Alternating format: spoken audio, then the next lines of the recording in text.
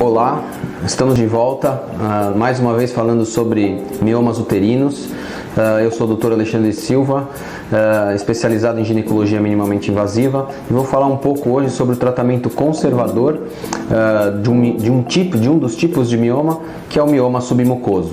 Como eu expliquei para vocês no vídeo anterior, o mioma submucoso é aquele mioma que fica por dentro da cavidade uterina, abaulando o tecido de glândulas que reveste a cavidade por dentro e, portanto, um dos maiores causadores do sangramento. A coisa mais importante quando nós vamos fazer um planejamento cirúrgico para um tratamento conservador é elucidar esse diagnóstico do mioma. Então, aonde que esse nódulo está, que tamanho ele tem, em que parede uterina ele se encontra, qual a distância que esse nódulo apresenta do miométrio até a serosa, que é a camadinha de revestimento do útero.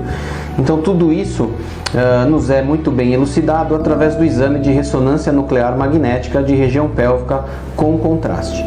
Então este exame é um exame que demora cerca de 40 minutos. A paciente tem que entrar naquele tubo, né?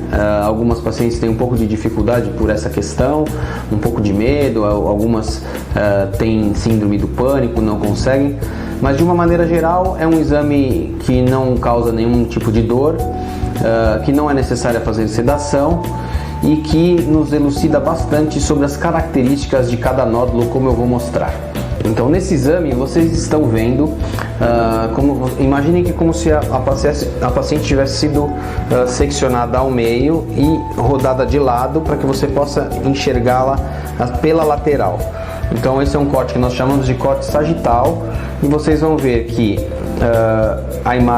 existe a imagem uterina, a imagem da vagina preenchida por gel, a imagem da bexiga preenchida por líquido, e isso permite que você diferencie muito bem os órgãos pélvicos femininos e também os miomas uterinos. Neste caso em especial, vocês podem perceber que a paciente apresenta um nódulo de aproximadamente 5 centímetros na parede posterior do útero, ou seja, na parede de trás do órgão, e que esse nódulo faz um leve abaulamento na camada endometrial.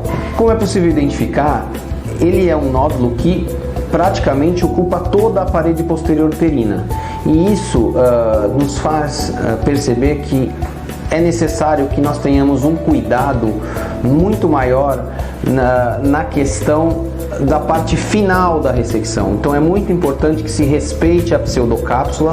Esses nódulos eles apresentam uma cápsula que nós chamamos de pseudocápsula, e que se eu não ultrapassar essa pseudocápsula, eu danifico muito menos fibras miometriais, que são as fibras musculares do útero, e portanto o meu resultado final em termos de cicatriz é melhor. Ou seja, eu não danifico a musculatura uterina e portanto essa cicatriz não vai impedir no crescimento e no alongamento dessas fibras no momento de uma gestação futura.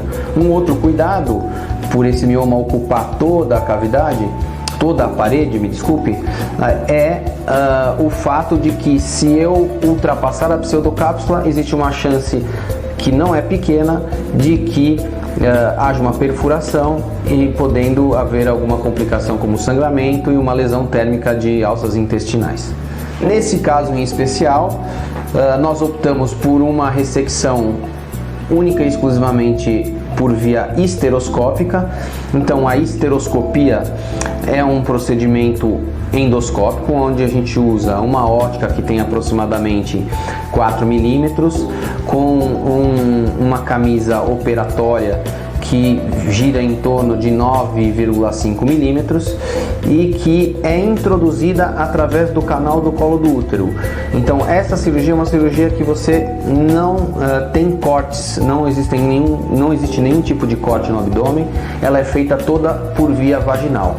Então eu vou mostrar um vídeo para vocês onde nós temos a imagem do colo do útero. Então vocês vão poder perceber que o equipamento ele entra através do orifício do colo do útero. Muitas vezes é necessário que nós façamos uma dilatação desse orifício para que esse equipamento consiga passar, e uma vez dentro da cavidade uterina, vocês vão perceber que aqui na parede posterior existe um abaulamento.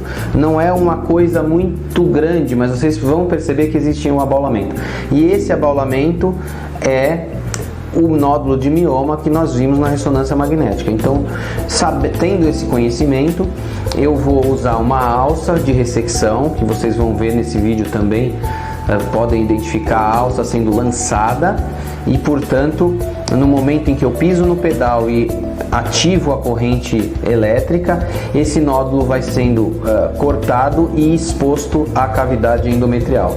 Esse nódulo é seccionado, esses pequenos fragmentos do nódulo vão sendo retirados durante o procedimento, e ele é tirado por completo, respeitando a pseudocápsula, e no final desse procedimento é feita uma hemostasia, onde nós procuramos os vasinhos maiores que possam estar sangrando, para que se faça uma cauterização, e terminada a retirada dos fragmentos, o procedimento está encerrado. Normalmente, nesses casos, a paciente fica internada por apenas 6 a 8 horas, então é uma alta no mesmo dia. Não tem grandes recomendações do ponto de vista de repouso, de dietas especiais. É um repouso relativo de ali aproximadamente 2 dias, 3 dias no máximo, e voltando às suas atividades habituais após esse período. Depois desse procedimento, nós normalmente realizamos um exame de controle, que pode ser feito ali mais idealmente após 3 meses de cirurgia, para que a gente tenha já um processo de cicatrização mais completo.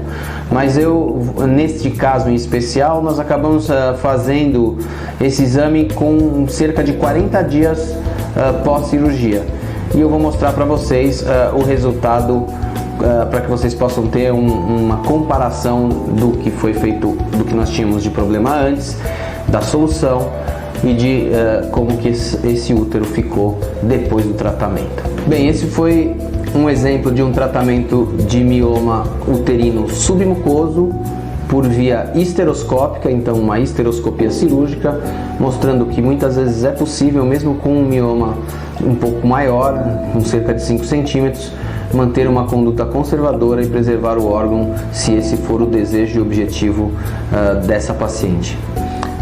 Qualquer dúvida, nós estamos à disposição. Curtam as nossas páginas, inscrevam-se no nosso canal. Muito obrigado.